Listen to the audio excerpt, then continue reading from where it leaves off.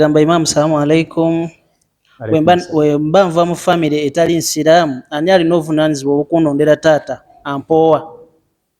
Abava mu family etali nsiraamu temweraliikirira ne nabbi mwava sallallahu alaihi wasallam. Osanga oli imaamu ewaffe nze nasiramuka wallahi mbonyebonye nze ewaffe nze musiraamu nzekka tutya ne nabbi yaliyo yekka sallallahu alaihi wasallam. Bataata ba nabbi baali basiraamu, ba ankobe Abi Talib baali baagala omumalawo, Abi Lahab tibaali tutya tewali buzibu.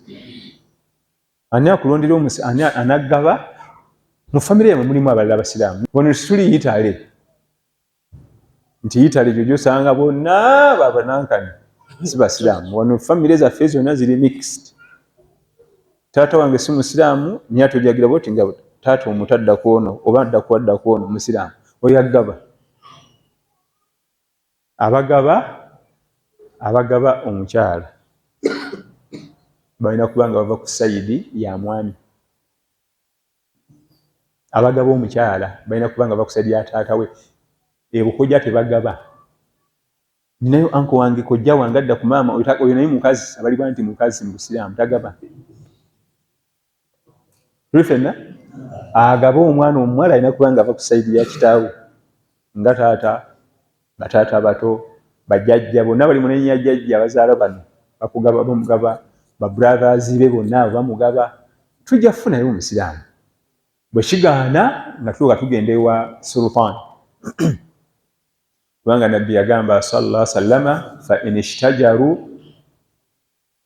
in ishtajaru fa sultan waliyu man la waliya lah. Tusangamu obuzibu nga teryagaba mukyala, sultani yabeera agenda omugaba oyo atalina amugaba. Sultani yalina obukufuzi obw'amaanyi mu busiraamu nga mufti, nga qadi, district qadi, county sheikh. Naye si imaamu waliwo akantu kubatirawo tusalira kanankani, tusalirawo dhuhuri, waliwo omulinzi ali awo tugende nedda. Bannange sultani kiba kigambo kinene. Ogenda babuuza ni yabawoowa nti waliwo twali tukolera awo ku arcade kye waliwo kakoliro we tusalira.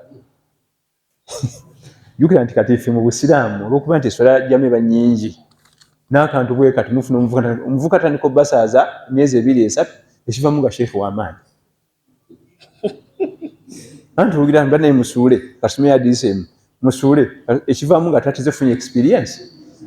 Wagenda oyita emyaka 3 nga bamuyita egindi okusaaza ejjuma, ebyo bitubonyaabonya. Ekivamu ng'azimba awa fatuwa oyo si musiraamu, abo bamuliro abo boononefu.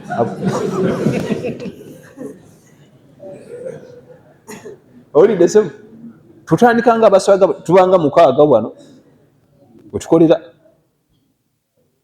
Jjukira buli woyimirira wano ofuna experience. Ayizeeyo oluwalabu awo ebigambo 3-4 agenza ayongerako bifuuse 10. Ekitali kibi kubaako byojjukiza banno naye erimu emiteeko.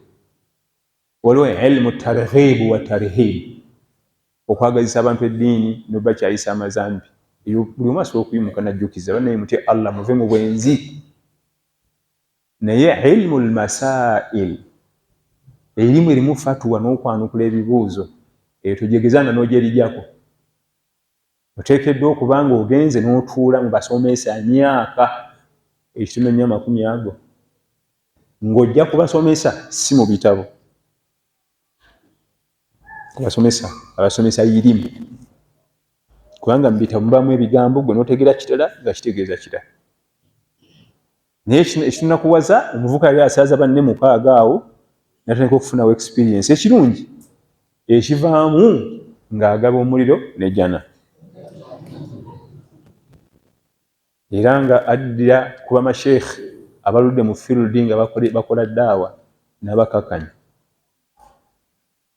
Gamba nyumiza erimu twatwala bapunta, twayita omupunta ajje nga tulina ettaka lyetupima n'atajja ne tukubira omulala kati ne bajja basinkana waabo ng'omu muzeeyi. Kati omuzeeyi yasooka aba atandise okupima n'omuvubuka n'atuuka yayogera ekigambo ky'ennewuunyo era amaze okugyayo aguumage n'alaba agooli n'agamba nti oyo siniya kubanga nsinga emyaka yansooka mu field mu ethics zaffe maximum respect gye nomuwa eyabakola nsija kola